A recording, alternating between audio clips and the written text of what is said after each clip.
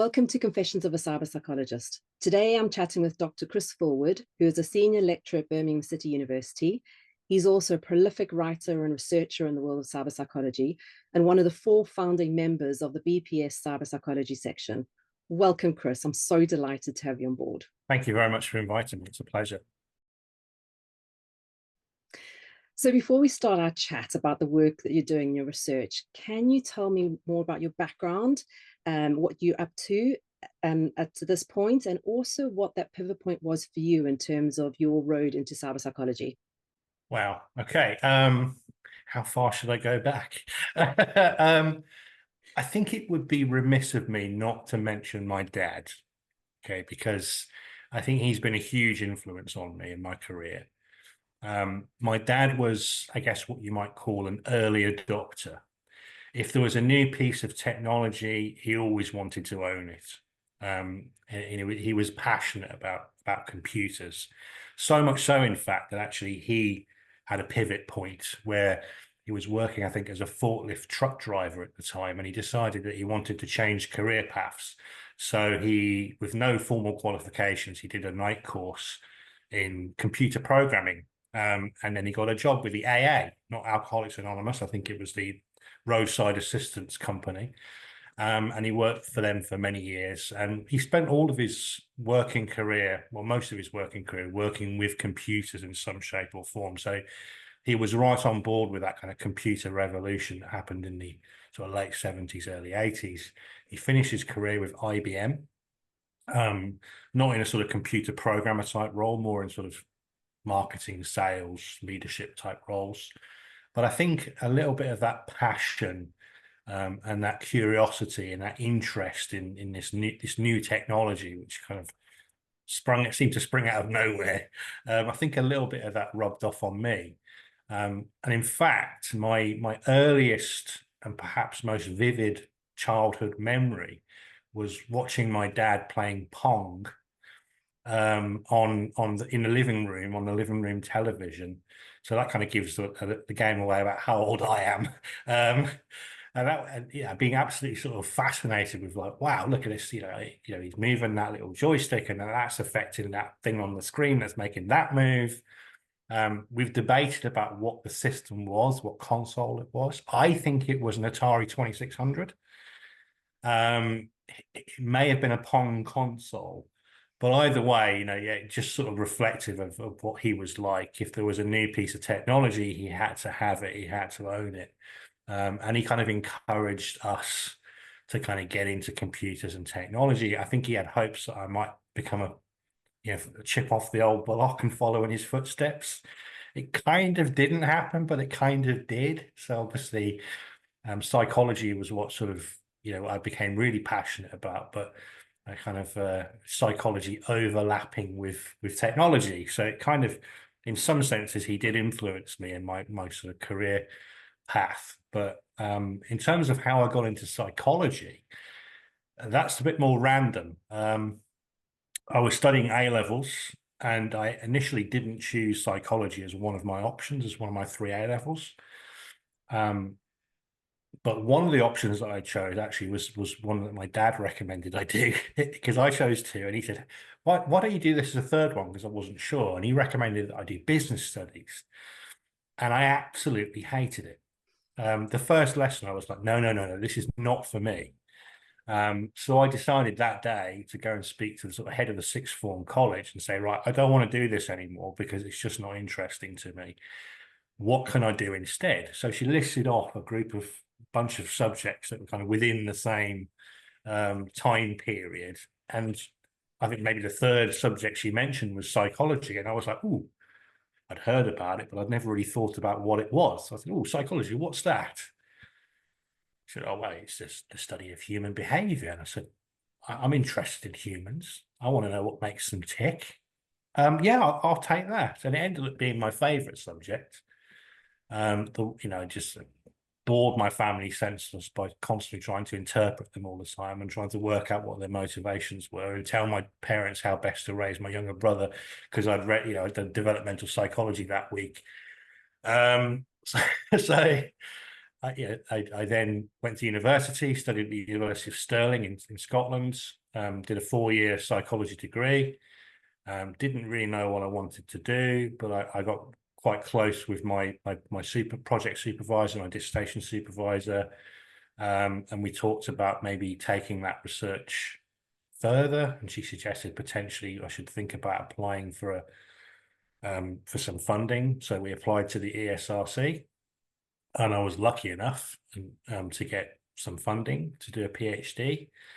And the PhD I started in 1998.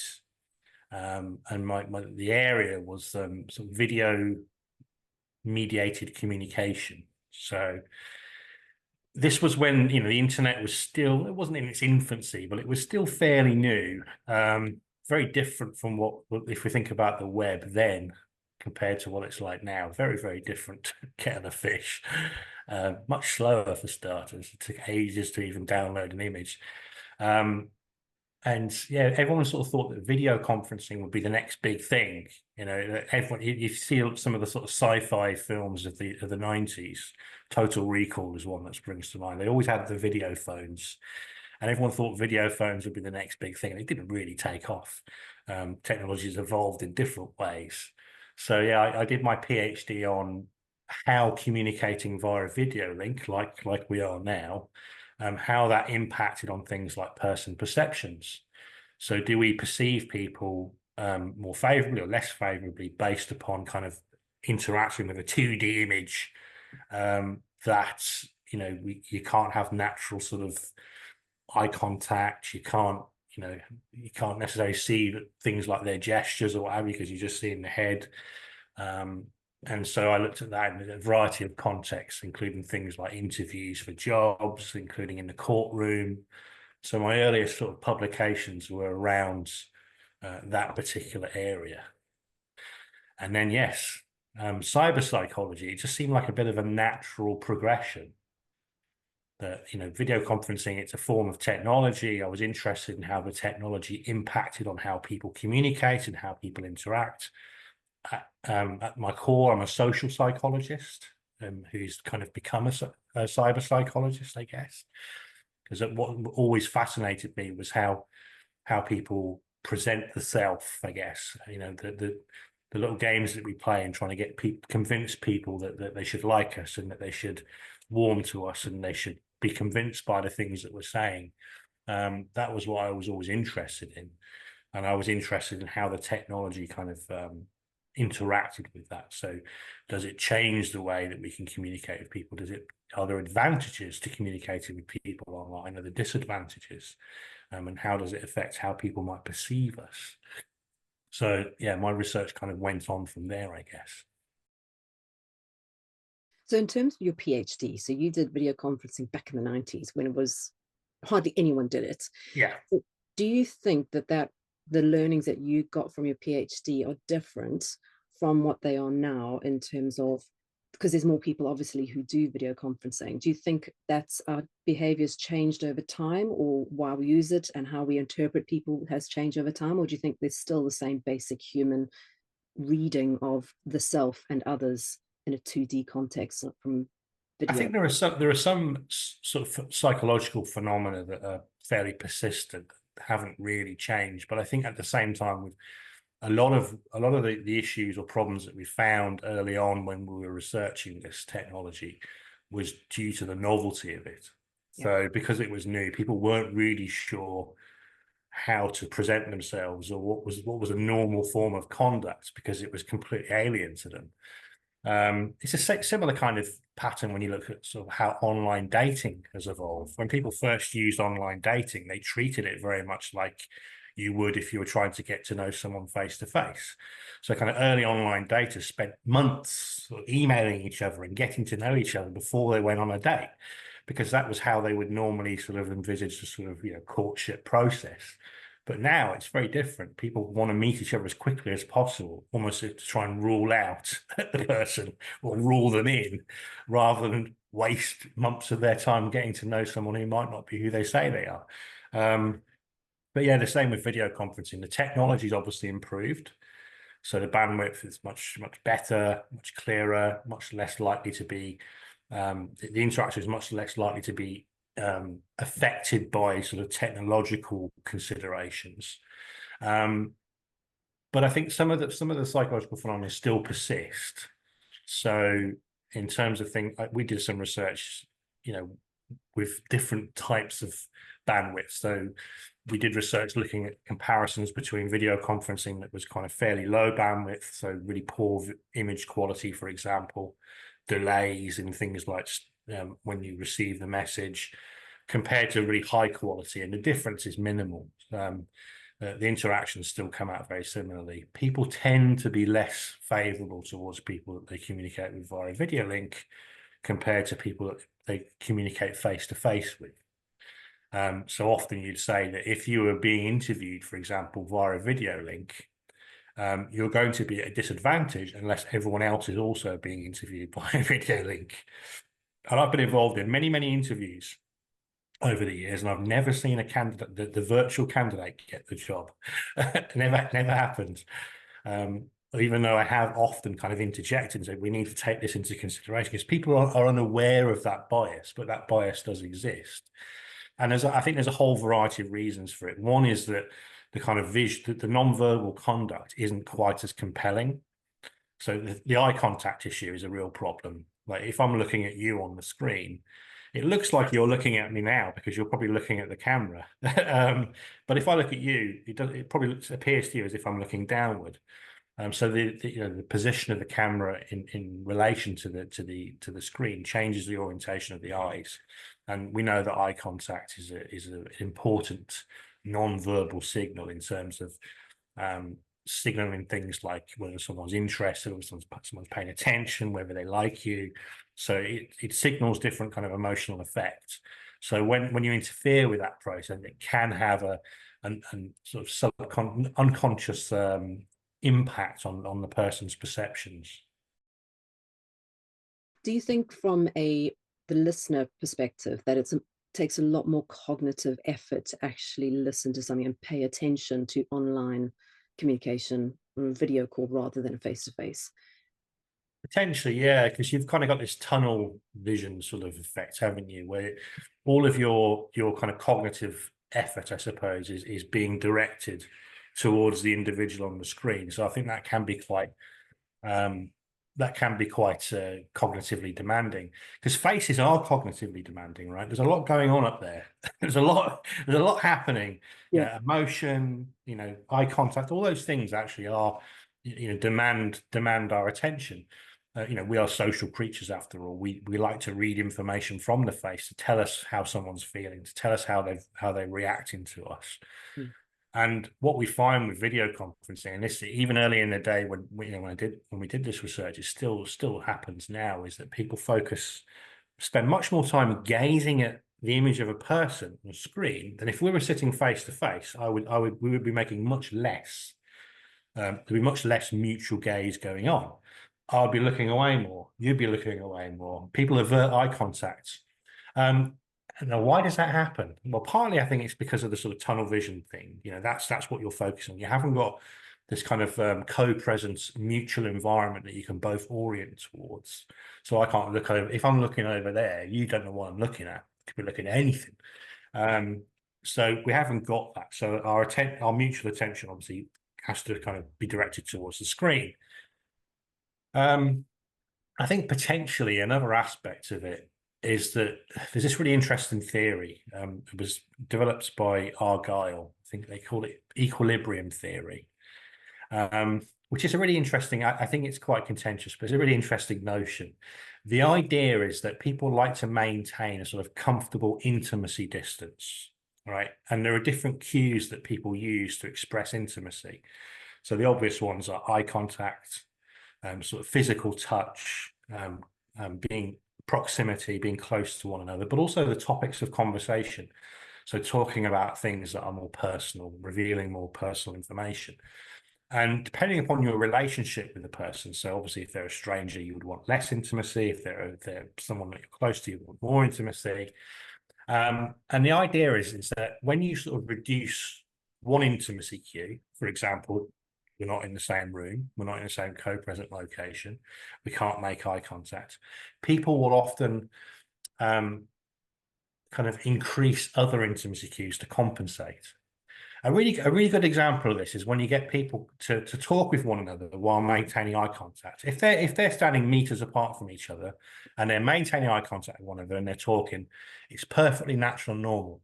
You tell them to move closer. As soon as they get close to each other, they feel really uncomfortable because it's overstepping the sort of the intimacy level that's required for that particular relationship. And I think it's the same online because a lot of the cues are missing. We overcompensate. So because we can't be in the same room, because we end up staring at the screen to kind of get that sort of intimacy or that level of intimacy that you require from that relationship. So there's always a compensation, kind of the push and pull going on with technology and how people interact via the technology. I know this is slightly off your field of research, but I'm just wondering if that is why online counselling can be, or has been seen to be, a lot more effective than face-to-face counselling.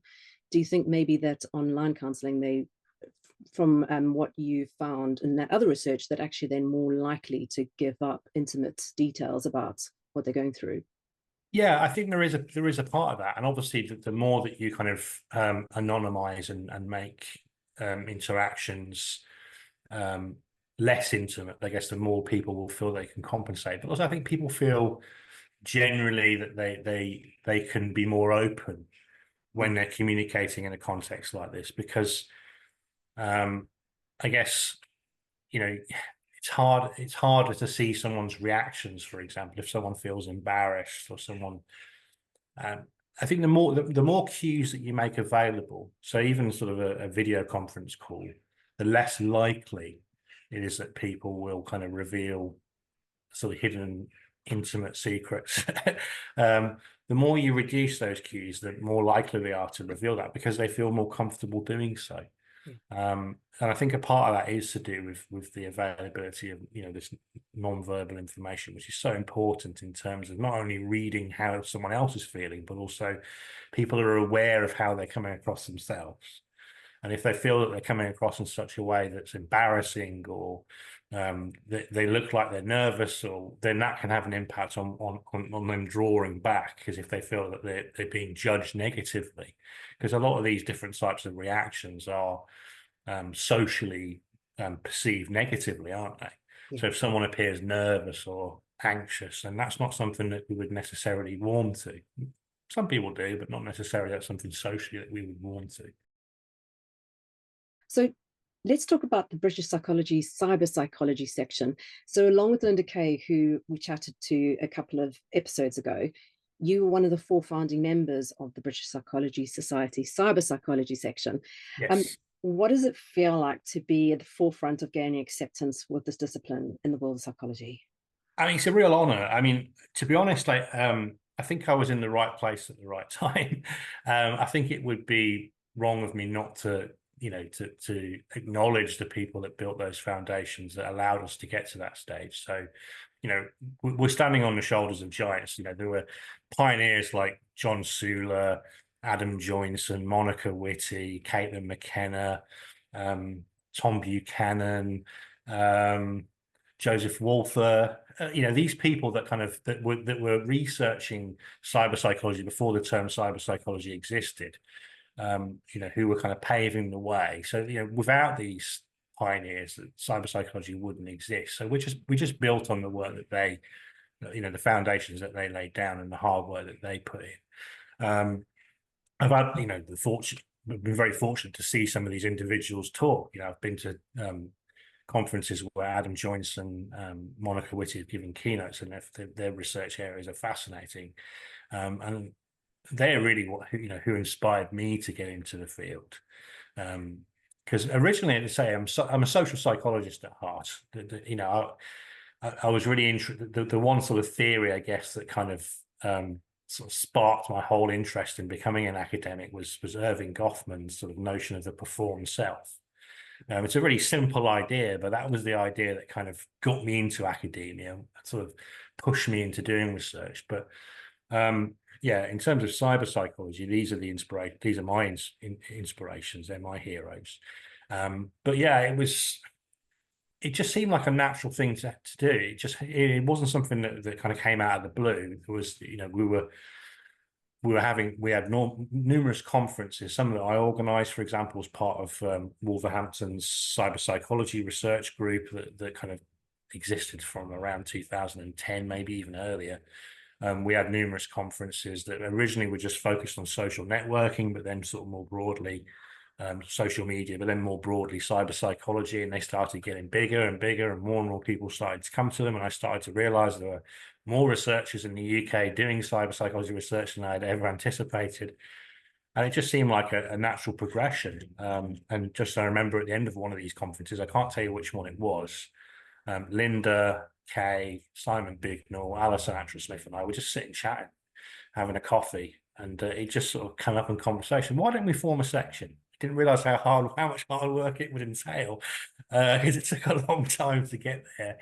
But you know, we didn't meet resistance. You know, there were some people that didn't think that the section was needed because there was a kind of perception at the time from a small minority, I guess, of psychologists that cyber psychology was just social psychology dressed up in a different manner, and we had to convince them that actually no, that there are phenomena that relate to the kind of online conduct that are unique, that you can't always use sort of theories that have been developed to explain offline behavior to explain online behavior, because it's a completely different set of circumstances. But no, we weren't met with a huge amount of resistance. People were generally very supportive, and the BPS themselves, we met with them. You know, some of the people involved at the higher sort of echelons of the organisation, and generally speaking, they were very supportive. They saw the need for the section, and yeah, I was lucky enough to be involved in being on the committee for a few years, but I've stepped back now and left it to the next generation to carry it forward, to carry the torch.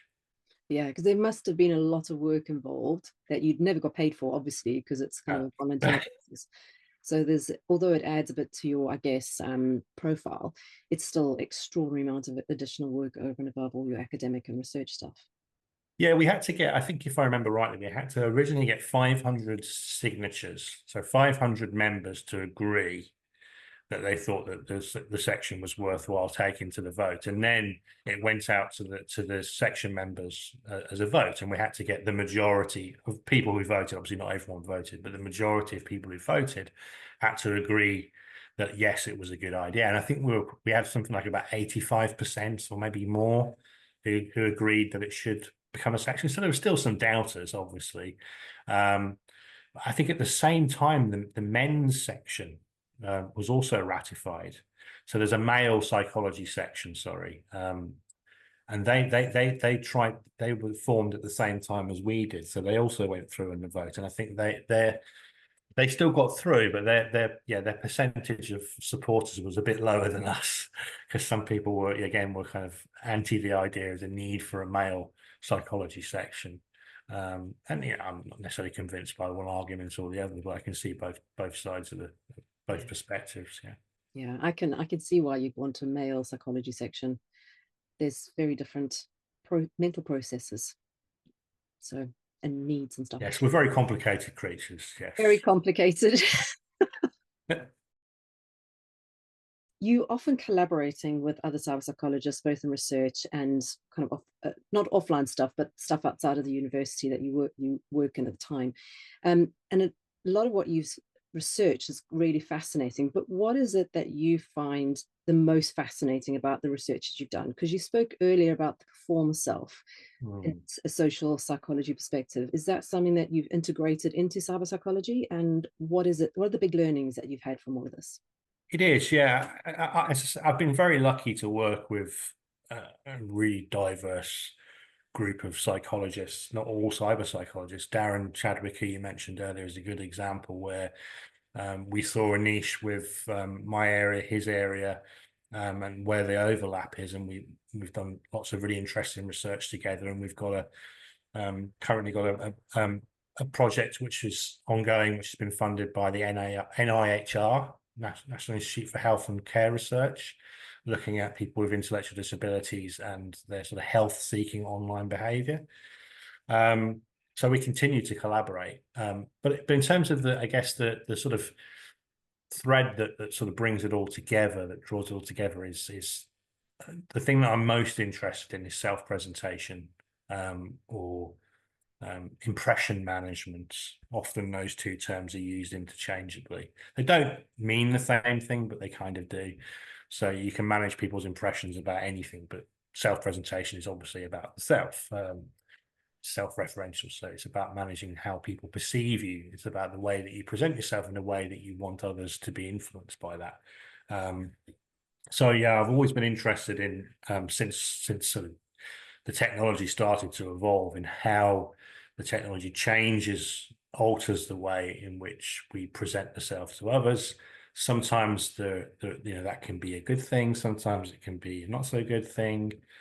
But I guess the thing that I'm probably most well known for is many years ago, not that many years ago, probably about 7 or 8 years ago, I developed a scale called the Presentation of Online Self Scale, or the POS, which for the first time ever, as far as I'm aware, measures different types of online self-presentation behavior.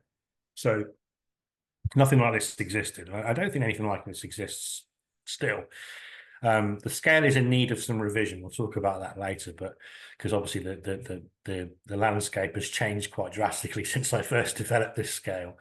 But it has 4 components. One is called Idealised Self, or ideal self. So this is when people take advantage of the, I guess, affordances, you might call them, of the technology in order to present themselves more idealistically. So a good example of that would be an online dating profile, choosing pictures that you take hundreds of photos, but you choose that one that represents you in the best possible light, and being very selective over the information that you decide to disclose, for example. So you can use different aspects of the technology, different affordances, to kind of present yourself in a more idealized fashion. Second one we call multiple selves.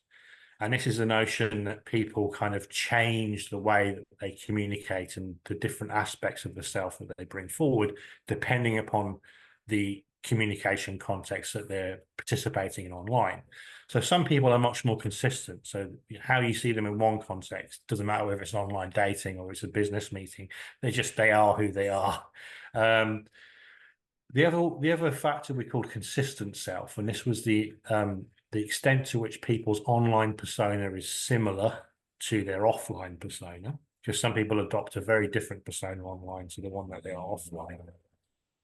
And then the last one was on online presentation preference. So some people prefer to communicate online because they feel that they have more control over how the interaction goes. They can manage the interactions with more with a greater degree of precision, I guess, because of those different factors that we talked about. And this scale has been used in a variety of different contexts. I'm very happy that lots of other researchers from other countries like Russia, Indonesia, just for example, Australia, Ireland, have used the scale in different contexts, looking at different groups, relating online behavior to different types of characteristics and personality traits and things like that. Recently, been working with some people in Serbia, and we've just developed a Serbian translation of the POS, which we're hoping to get published. We've sent it off for publication today, actually. So hopefully, fingers crossed, that's accepted. If not, we'll send it somewhere else. But so it's starting to be translated into other languages. And I think it's really interesting because it's very difficult to kind of measure people's online conducts in a kind of honest way, because there are limitations in what you can do as a researcher. So for the most of the time as a researcher, you have to ask people, what do you do? You can't always necessarily observe what they do and then tie that to specific psychological constructs that you're interested in. So it's that sometimes you're forced into asking people, what do you do, or how do you use the internet? Of course, that relies on people being honest, and it also relies on people being able to accurately consider their own behavior, because some people do kid themselves or mislead themselves into thinking that they do things that they don't. But what we have found is that there are lots and lots of interesting associations between these different factors of the POS and other types of sort of psychological constructs that you would expect to be theoretically related. So a good example is something called self-concept clarity. So for your audience who may not have come across this before, self-concept is basically your kind of overall view of who you are. So, you know, what kind of person are you? What are your beliefs? What are your values? What's your personality? So overall kind of conception of who you are as an individual.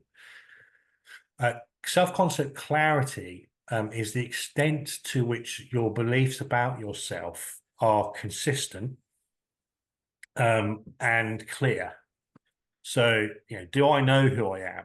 Am I sure? Because some people, when you ask who are you, they're like, oh, I don't know. I don't know how to answer that question. Or some people will give you a list of 1,000 adjectives to describe themselves. And people change, particularly over the lifespan.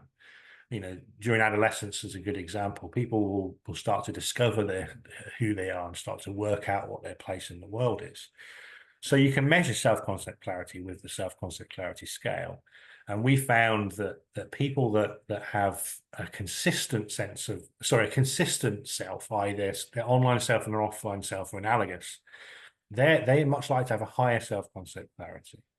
Whereas people who present idealized selves or multiple selves, or people who prefer to be online, they have a lower self-concept clarity. So they're much less likely to kind of know who they are or have a clear understanding of who they are, and also a consistent sense of self from one day or to the next, or with one group of individuals to the next.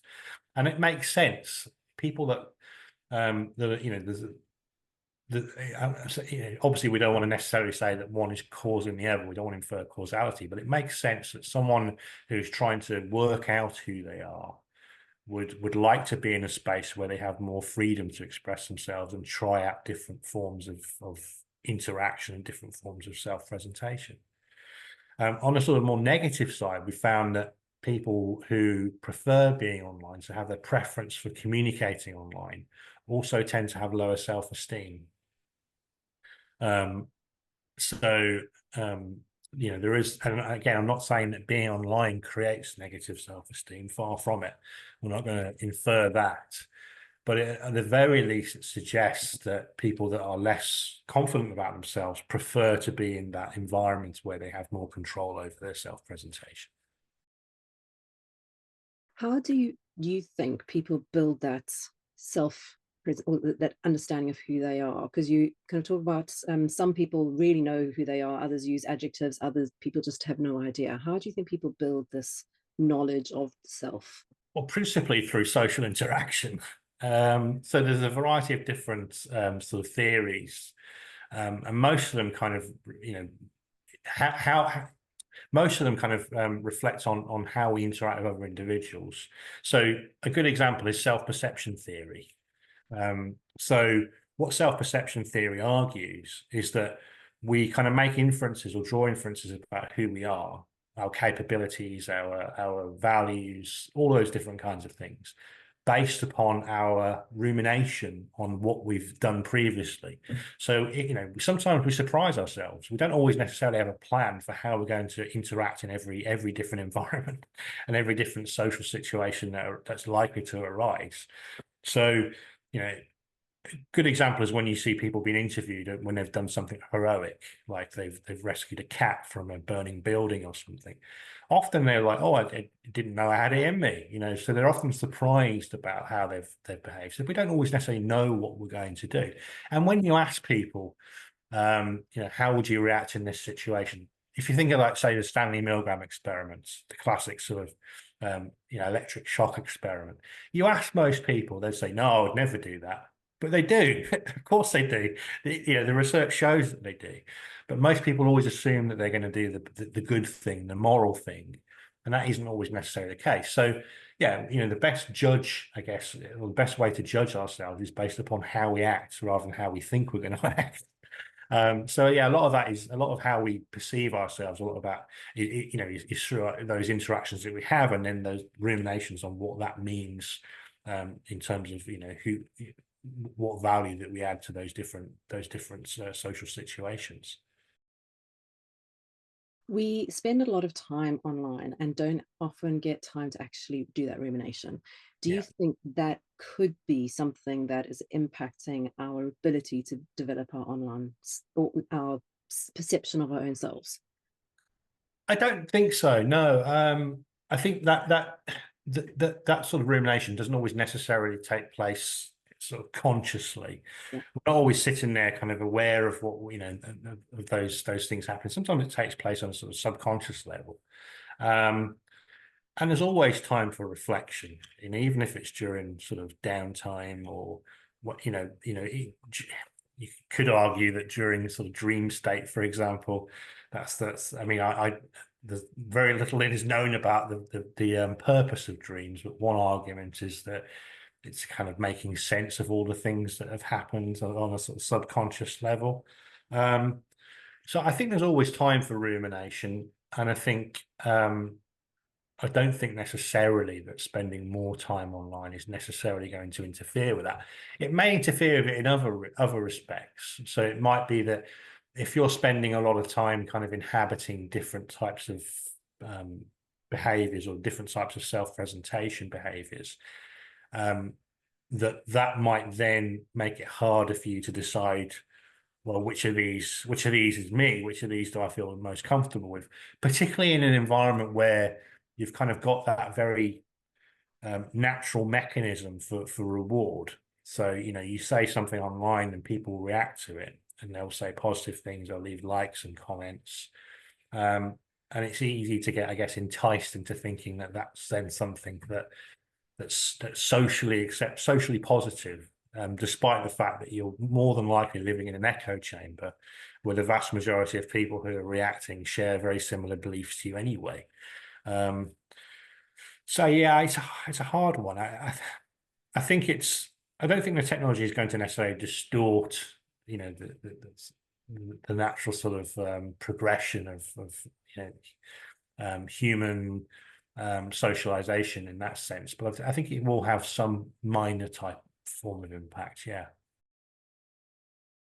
Do you think there's a difference between what you referred to as 2D self-presentation, so on videos and I'm guessing also on social media, versus a 3D self-presentation? Because that's part of your research interest is virtual reality and gaming.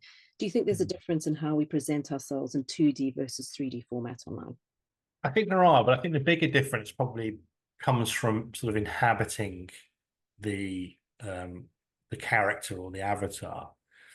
So the key difference is that when you're interacting via a video game or virtual reality, is that you're not confined to the same sort of limitations, whether they be physical or whatever, that you would have if you're presenting yourself as yourself. You can be whatever you want to be.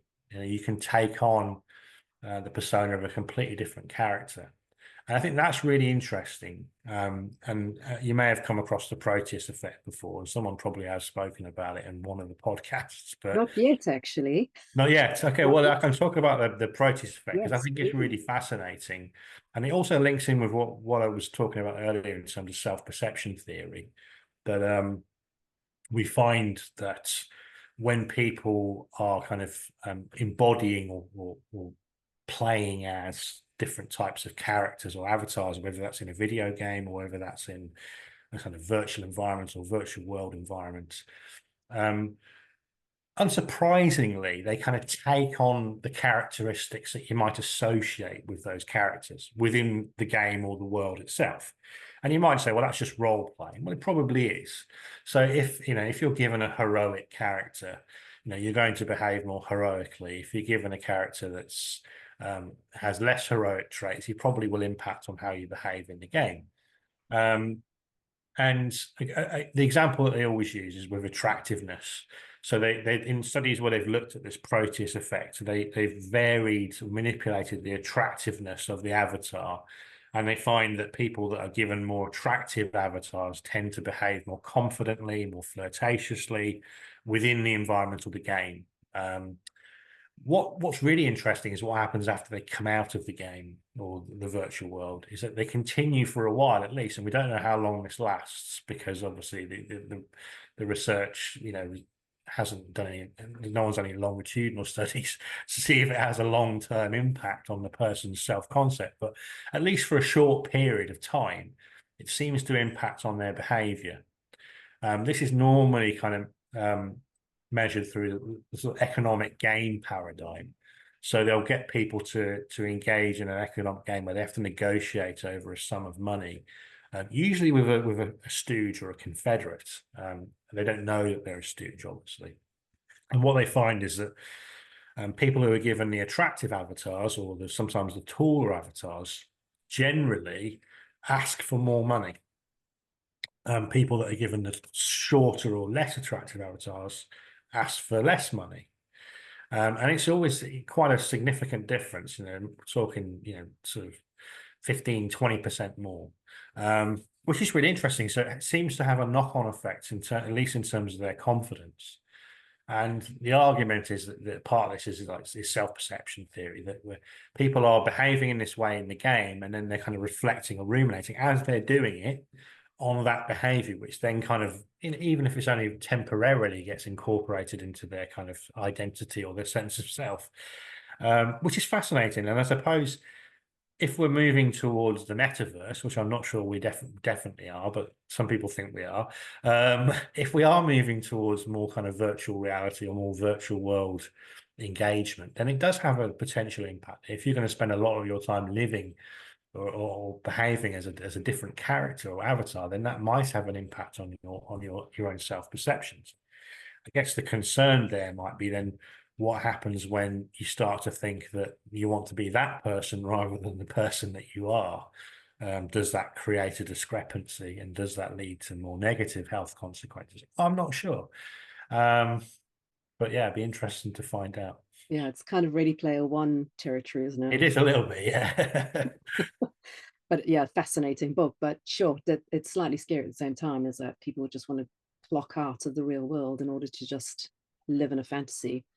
But you can see where the appeal comes from. It's the same. It's no different, really, from reading a fantasy novel. Yeah, it's escapism from watching a TV program. It's escaping, the sort of the reality that you exist in, for something that's more interesting and more appealing. yeah, I mean, you can see why people want to do that, and play particularly games. in the modern world, where which is Yeah, frightening and scary, and we're all working longer hours than we ever have in human history. So you can see why people need to have that escapism. It's important psychologically. It's important. absolutely. Chris, you've contributed quite substantially to books in cyber psychology. You've both edited books as well as contributed chapters, including a lot of it seems to be around self-presentation and support groups online and online lurking. What has been your favorite chapter to write on? And also, how is that different? How do you find that different to academic writing or actually doing lecturing? Is it quite a different process and mindsets? It's interesting. Yeah, I think writing a book chapter is probably more similar to sort of teaching undergraduate in terms of the language and the way in which you communicate. So trying to make something that's more accessible, because as you mentioned at the start, academic language can be quite jargonistic, and you have to learn a new language when you become an academic, and if you're not within that world, it can be quite difficult to understand some of these things.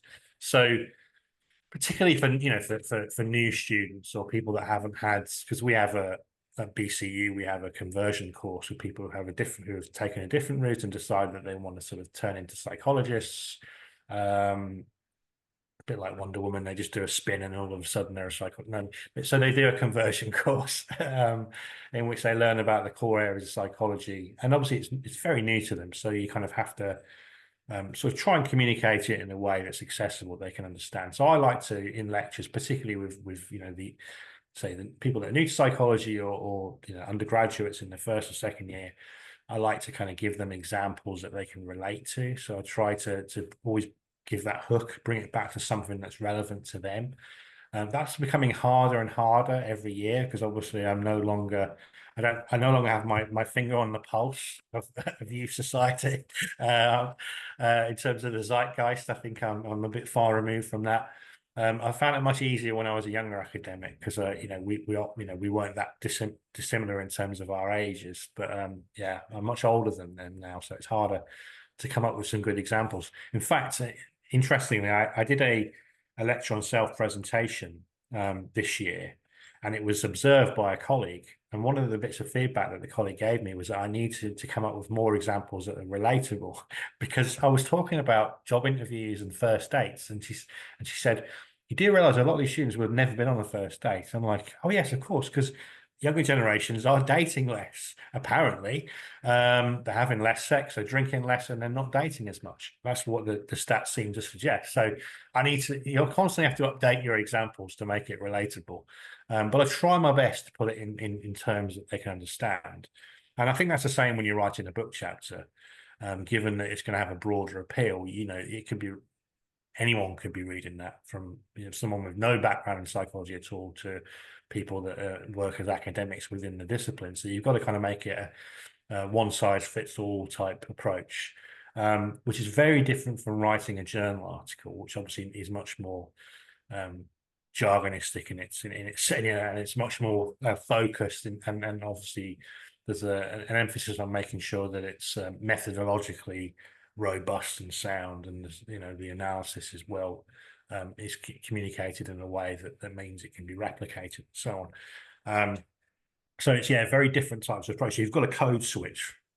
You've got to learn to communicate in different ways, and I don't think necessarily academics, including myself, are always good at that. We try our best, but sometimes I think we fail. Because we get so used to communicating in a very particular way that it's hard to think of any other way to say the thing that we've been saying for 20 plus years in a particular fashion. And I assume there's also the assumption, in a way, that you expect people to know what the jargon is, and especially when you are writing academic papers, you just put the jargon in because that's the assumption that you will know what it is. Otherwise, you will find out what it is, what you're referring to. But when you're writing a book that's potentially anyone can read, to put self-preservation theory, and no one knows what self-preservation theory is, although you can sort of guess, it's you need a lot more explanation. Absolutely, and we're not always consistent in how we apply different terms. So good example was I was in I attended a session yesterday on research impact. And if you talk about research impact, you're referring to what ways has your research had a positive effect on the world, on society. Whereas if you talk about impact factor of a journal, for example, that word impact in that context means an entirely different thing. It's about how many times on average the work in that journal gets cited by other academics. So the same word is used in two different contexts in academic language to mean two very different things. So it's no wonder people get confused. And I think sometimes you just assume people will know what these terms mean. Of course, why should they? You're deeply ingrained in this. It's something that you've been doing for years and years. So you have to explain things in a lot more depth, a lot more detail, and try your best to use, can I say, inclusive language where possible. And when I first started doing my master's, one of the questions was to find an article that's around a specific topic, and I thought they meant an article in mass media rather than an academic article, because I had no idea that there was academic articles, or that's what they were called. And I still laugh at myself, it's like, idiot. But I had no idea. It's a perfectly, I think that's a perfectly normal reaction. Yeah. Unless that you're within that circle, and that's something you're aware of. I think most people would come to the same conclusion. When I first started publishing kind of academic work, and I'd say to my parents or what have you, or my brothers, "Oh, I've just published an article," they go, "Oh, which magazine or which newspaper?" And it's like I have to explain to them that actually, no, we have this thing in academia, which is a very strange model where we do all the work, we review the quality of the work, and then the journal makes all the money out of it, and we don't get paid. So you have to be like, "What?" So yeah, doesn't make any sense. no, it doesn't, does it? No. And no one can read it unless they're willing to pay for it. But yeah, but then you have to tell them, well, you know, like, well, why'd you do that? What's the point? It's like, well, we kind of need those journal articles to get promoted and to work our way up the career ladder, Yeah, because exactly. otherwise, you know, we might decide to communicate research in a very different way. Yeah. And I think this is why things like the REF, the Research Excellence Framework, and the focus on impact, particularly as a lot of research is essentially taxpayer funded. Um, you know, that what is the research actually doing? How is it benefiting society? I think that's really important. I mean, not all research can. Sometimes it's, you know, you just do research because it's interesting, because you want to know about something. But a lot of research does have applications to the real world, can help benefit society. And I think where it can, it should be communicated to those stakeholders, because often what we find with academic work is that it's potentially really impactful, but then we go and publish it in a journal, and then no one ever, the people that could be affected by it, never see it. So it's kind of forcing us, and rightly so, to get out of our ivory towers and start, you know, interacting with people and trying to find ways to make sure that the work is actually having a beneficial impact on society. So I think that's a good, you know, that's a good thing. Yeah, absolutely. So are you writing any book chapters at the moment? And also, what research are you doing now? I'm not writing any book chapters, although there is potentially going to be a new book that's in the works. I can't really reveal very much about it without kind of getting in trouble. So a few of us are working on a book, but it could be a few years before it comes out. In terms of work that I'm involved with, I've got a couple of projects that I've just started. One of which is focusing on artificial intelligence, which I know is like the buzz sort of technology, and everyone's interested in it. What I'm interested in from a sort of artificial intelligence perspective is how it impacts on the sort of realities of people that work in industries where they're concerned or worried that the technology is going to start to take over their roles, or to take their jobs off them. And I think in particular, kind of in the creative industries, we've seen a bit of a backlash from artists who are opposed to the technology being used in this way. Because of course, we know that, you know, unscrupulous sort of, you know, organizations, it's about the bottom line. And if they can make more profit for their shareholders, and not pay people to do the work and get artificial intelligence to do it instead, some of them will do that, and they already are, and we notice that that's happening. So what we're trying to do is to do a kind of qualitative study mixed with a bit of content analysis, where we're going to be looking at people's online contributions to a Facebook group that's been set up by artists to talk specifically about generative AI tools and how that's impacting on their lived experiences.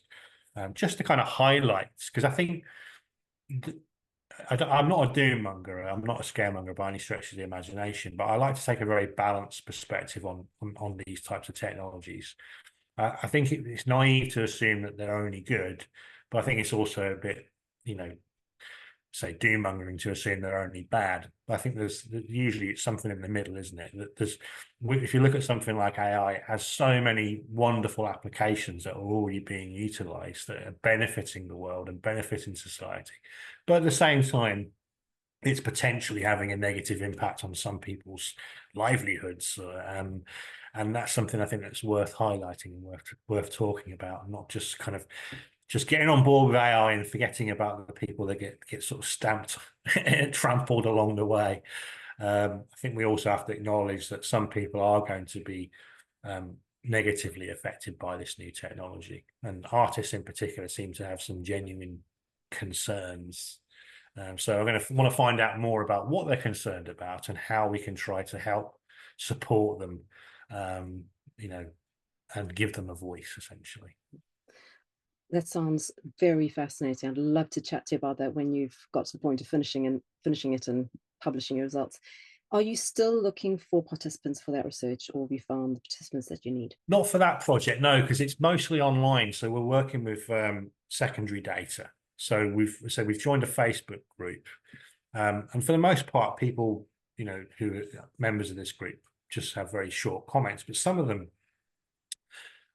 talk about, you know, their stories in huge amounts of detail. And so we're going to obviously confidentially and anonymously, we're going to sort of look at the sort of themes that come up as in terms of what are the potential issues that they're facing, and what sort of problems are they encountering with the use of this technology, and how is it impacting on them from a sort of psychological perspective. So yeah, we're going to be primarily using secondary data. We might see if we can interview some of them as well, but it's still early days in terms of that project. So you're currently at Birmingham City University. Yes. What is your role within the psychology department? Because you're a senior lecturer. Yes. So what do you do, and what kind of subjects do you do? What does BCU offer?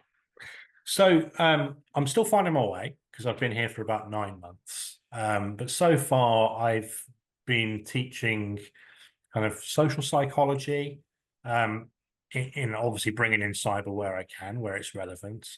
I've also been teaching a lot on they have a master's in forensic psychology course. And they were very keen for me to come on and teach about cybercrime and different aspects of cyber criminology, because that wasn't an area they necessarily specialized in. So I teach about, you know, online fraud, for example, cyber deception, all these different kinds of things that the students find really interesting. Lucky enough, I've supervised a couple of students from that program as well in their dissertations, and they're looking at some really interesting things. So one of them is doing sort of work on incels and sort of public perceptions of incels using a Q methodology approach. But mostly my role is research. So I'd say at least half of my time is kind of at the moment, which I'm very happy about and very thankful for, set aside for doing research. So that involves obviously primary research, so doing my own data collection, but also supervising.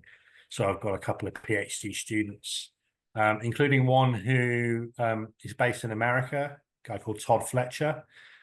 He works in cybersecurity. He has done for many decades. And he's interested in kind of learning about the psychology of how cybersecurity threats get ignored. So he's interested in acceptance behavior. So why do some people follow the rules in terms of making sure they do things by the book? And why do some people ignore those, or not play by the rules, or not follow the rules properly, and then end up having breaches in cybersecurity? So that's hit the focus of his PhD, which he started last year.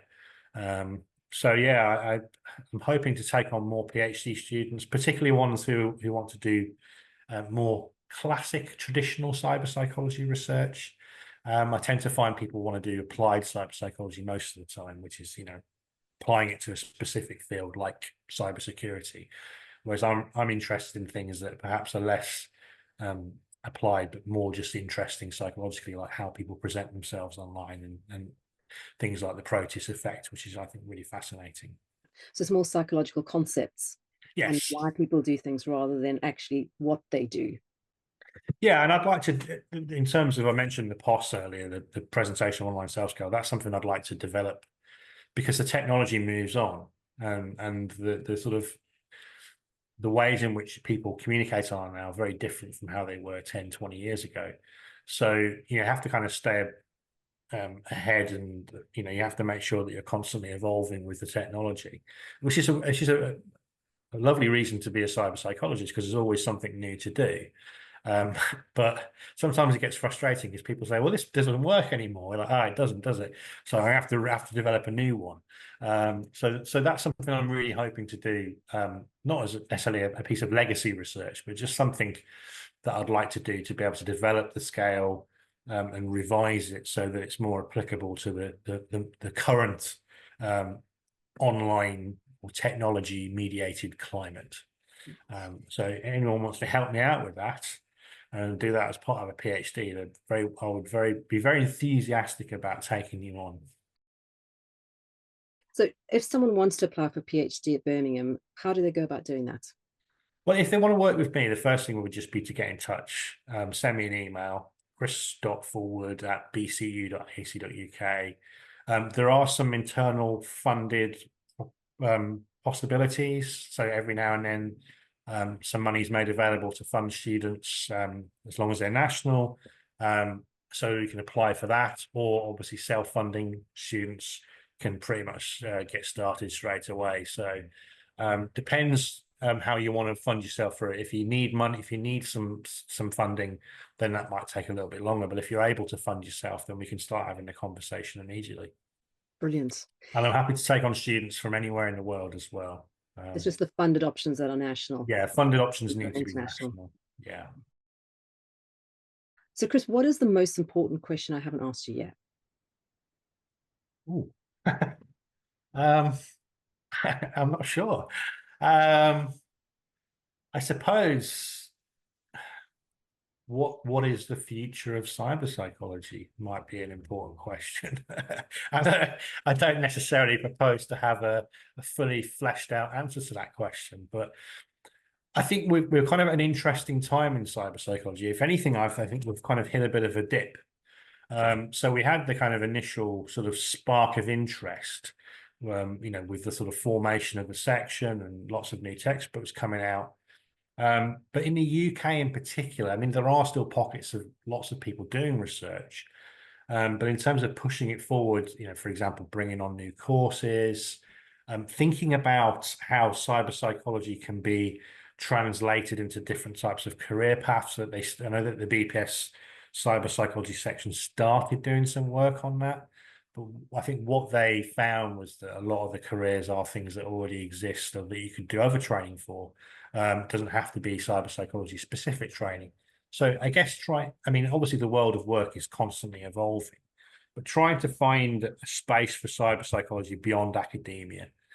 Because at the moment, I think its clear application is in academia, but actually a lot of the knowledge that we gather over the course of our research is applicable and interesting outside of it. But how that can be applied, some more work needs to go into that, I think. I'm finding that a lot of the time, the most interest that I'm getting in cyber psychology is outside of the UK now. So whenever I get emails from people that want to collaborate or talk about cyber psychology, they're from outside of the UK. And it might be they're going through the same process that we went through, that kind of initial spark of interest that we had 10 years ago when we set up the section. They might be at a similar level there, and maybe it'll die off in 10 years' time. Because I think there is a future for cyber psychology. I think it's very important. I think understanding, with the way that the world is changing and how, integral this technology is to our day-to-day lives, it's only going to become more and more, enmeshed with the way that that we live. So I think it's really important to understand not just the sort of negatives of it, but also how to get the best out of it. And the psychological consequences of using the technology and how to kind of work with it in a way that means that we're not necessarily going to be having problems with things like addiction and so on. So yeah, I was thinking about that actually, Chris, yesterday, about how it seems to have, all the interest and excitement around cyber psychology seems to have waned slightly in the academic world. And I also was thinking that it's more international people that now are US, India, Australia that seem to be picking it up. But I wonder if part of that is about education, and that those outside academia actually have no idea what cyber psychology is. And I say that because when I tell someone I'm a cyber psychologist, they kind of either say, "Oh, you're in cybersecurity," no, or they go, "What on earth is that?" And it takes a while to explain what that means. So people just don't know what it is and what application it could have. And I think I completely agree with that. And I think that is part of the challenge for a section like the BPS CyberPsychology section, and for people like yourself who are advocates of this area of psychology, to kind of raise awareness. I guess part of the issue might be the term itself. Weirdly enough, I found students. I'd like to say It's. I mean, I don't know how. I'm not necessarily. There have been people that think that internet psychology or digital technology psychologists or whatever, that there are alternatives, and I don't necessarily like any of them. I like cyber personally, but it does sound very techy. And people don't always necessarily, when they think about cyber, they don't necessarily understand what that means. And I'm not even sure I necessarily understand what cyber means. I mean, I think it initially comes from the term cybernetics, doesn't it? Which is to do with systems. So, you know, it's been kind of used. I mean, when you think of cyber, you think of what, the Cybermen? Were they online?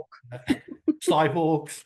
Yeah, I'm not sure if it's necessarily the best term, but it's one that I think it sounds cool. And it's easy to remember. But yeah, I think people's ears do kind of prick up when you mention that you're a cyber psychologist, and when you explain to them what that means, they become instantly interested in it. And I find that it's not about a lack of interest in the field; it's about a lack of awareness, I think, that this exists. And I think it's going to be a difficult task for whoever, you know, is in charge of the BPS section. And I feel for them, because it's, you know, we're all working full-time, or someone's part-time, but we're all working. We don't get paid extra money to work with the BPS to do work for them, or on behalf of them. We do it partly because we're supporting the section and supporting that community, but also partly, you know, as you say, sometimes selfish interest that we want to further our own agendas. But either way, you know, it's very difficult to, because I was involved for quite a while around the sort of career side of things, and it was very difficult to move things forward because you never had the time to do it. But I think there's a lot of work that still needs to be done. And I think cyber psychology has a bright future, but it's not going to happen overnight in terms of that kind of reigniting that kind of spark of interest that we had. I think it will happen, but it will take some time. Yeah, I think it does need traction. I think that traction is going to come from the non-academic world, shaping the academic world, say, come on, we actually need people who trained up in this field. Well, absolutely. And people like my PhD student, Todd, for, you know, he's an advocate for cyber psychology. You know, he's been working in cybersecurity for many decades. And he said that as soon as he mentioned to his boss or to other people in the industry that he's kind of doing this cyber psychology thing now, all of a sudden he's been asked to do talks on cyber psychology, like he's the advocate for cyber psychology now, left, right, and center. Can you go and do a talk here? Can you go and do a talk at this conference? And so, but that's the kind of thing we need. People like him that work in very specific industries that can say, actually, hey, psychology and cyber psychology specifically has a lot to offer. We can improve the way that we go about our business. We can work more effectively by taking on some of these psychological principles and incorporating them into our working practices. So it also relies on success. So if some of these principles are incorporated and they work, then the news will start to spread very quickly. Yeah, absolutely. But all that has to be underpinned by good quality research. Oh, 100%. Absolutely. Chris, when I talk to a number of academics, they are really frustrated with their research often being taken by the mass media and snippets of the research, and that is retranslated or misinterpreted and presented in a way that kind of helps the mass media with clickbait articles, moral panic, and kind of negative social narratives. Do you think the media is getting better or worse than it has been in the past? It's a difficult question. It's hard to say. Depends how we define the media, I suppose. Because obviously we know that people are much more likely to get their news from social media than they are from traditional sort of broadsheets or what have you. So if we include things like social media, then yes, it probably is getting worse. Partly because of what we talked about earlier in terms of things like echo chambers, that you're having your own ideas reinforced back to you, and it's just kind of making you not see that there are other perspectives. And I think society has, and I wouldn't necessarily suggest that the internet is the cause of this, but I think it has contributed. I think society has become more bifurcated. That people, there are fewer grey areas now. People tend to pick a side. You're on this side or you're on that side, and there's nothing in between. And that's a shame, I think. I think there is some value in kind of sitting with things that aren't necessarily clear and obvious, and having those grey areas and that nuance, and having open discussions without kind of resorting to sort of hate speech or being horrible to one another, being able to sort of, and I think, you know, that obviously there are some issues that are very sensitive, but I think people tend to, as you say, pick a side now, and I think that's I think the internet plays a role in that. So I don't think it's the be all and end all, and that does make it harder. In terms of misrepresentation, I do get frustrations from academics, because I've been there before, where my research has been misrepresented, and it's frustrating because, you know, you've found an interesting finding, and you want that to be communicated honestly. But I've also had the opposite, where I've had very good journalists who've represented the work in a very honest way, but in a way that's also, you know, accessible, but accessible and honest. I think it's a lot of it's about, I think I was sort of giving sort of advice to academics, particularly new academics. It's about choosing which journalists you work with. And you don't always have an option to do that, but you can if you get approached, and it does happen a lot. I get approached a lot less than I used to, but I used to get contacted by journalists, you know, monthly, and you know, it doesn't take long just to kind of look them up, find out what they've written, find out whether they take a balanced approach or whether they take a sort of more sort of scaremongery type approach, a sensationalist approach. And if you have concerns that they're the kind of journalist who wants to write something that's clickbait, or they're not representing the issue in a kind of scientific or balanced way, then don't talk to them. You know, it's as much up to the academic to do their research, to find out about the journalist as it is for the journalist to find out about the academic. And choose, and if you find someone that you know that you feel is a good advocate for science, work with them more often. You know, don't turn them down if they come to you. Work with them, because obviously that means there's more chance of your research getting out there into the wider society and being represented in an honest way. Yeah. So, final question, Chris. What is your favorite cyber psychology book that you recommend to others? The honest answer is I rarely get to read books, psychology books, academic books. When I read in my sort of downtime, it tends to be obviously for leisure. But in terms of reading academically, I tend to read more journal articles. That's what you know, when you're writing research, you tend, unless I'm developing a new lecture or something, I don't tend to read books or book chapters. In terms of a book that I have read recently, and one of the few books recently that I've read from cover to cover, it's not a cyber psychology textbook, so to speak, but it does include some aspects of cyber psychology, or at least sort of psychology and technology in it. So there's a book that came out a few years ago called Stranger in the Mirror by Robert Levine. And the book focuses principally on, and this is, you'll see where my interest comes from, but it's on the sort of search for the self. So it's a sort of scientific understanding of where our sense of self comes from. And there's a few sections in the book that kind of focus on things like virtual reality, and in particular sort of virtual reality body swapping. So what happens when you kind of swap your body through virtual reality with someone else? So when you put on the headset, you're looking down at someone else's body and someone else's arms. What happens? And the really interesting thing actually is that people accept that much more quickly than you'd imagine. So, you know, your brain wants to make sense of the world. It doesn't want things to be confusing. So you very quickly adapt. And I suppose that has ramifications for potential future worlds where we might be more integrated with technology. For anyone that's played the game Cyberpunk 2077, they'll know what I'm talking about. So, you know, enhancements, I guess, technological enhancements.